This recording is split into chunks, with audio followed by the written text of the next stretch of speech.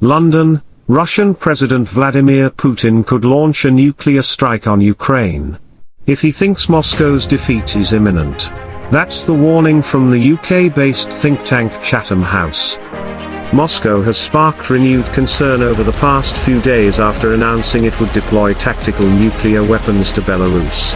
Putin's military also recently completed exercises with the Yars intercontinental ballistic missile (ICBM) system.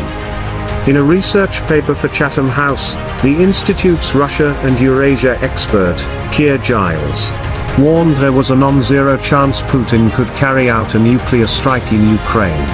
A nuclear strike can be ordered when there is no longer any possibility of claiming victory.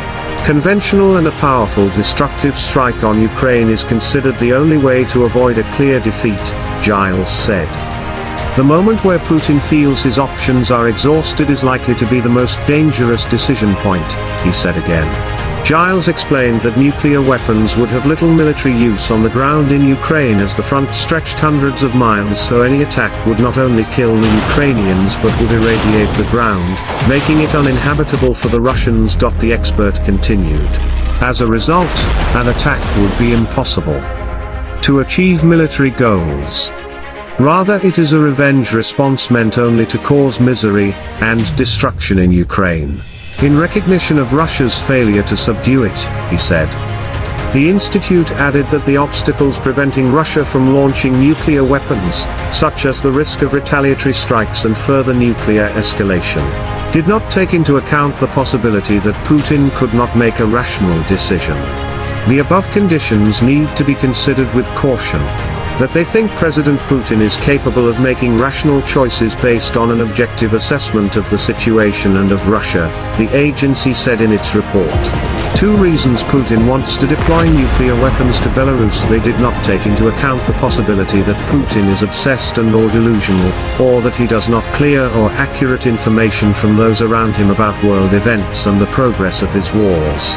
Nor is it unlikely that these problems were exacerbated by Putin's own physical or mental health conditions. Factors such as these could contribute to indicators of an increasingly widespread disconnect between Putin and reality, the Chatham House report added. Giles suggested that in an effort to prevent Putin from considering a nuclear strike, the United States, Britain and other Western allies must not allow themselves to accept Moscow's threats.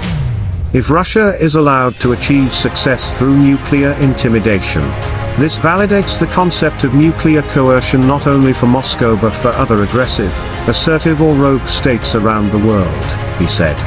Putin's use of nuclear weapons should be reduced even further, reconsidering the messages from the US and its allies regarding the possible results of nuclear use, he explained. Last week, Putin announced that Russia had decided to deploy tactical nuclear weapons to Belarusian territory. According to him, his decision did not violate international law because the US also did it in 5 European countries during decades, while Belarus says it has decided to host Russian tactical nuclear weapons in response to Western sanctions.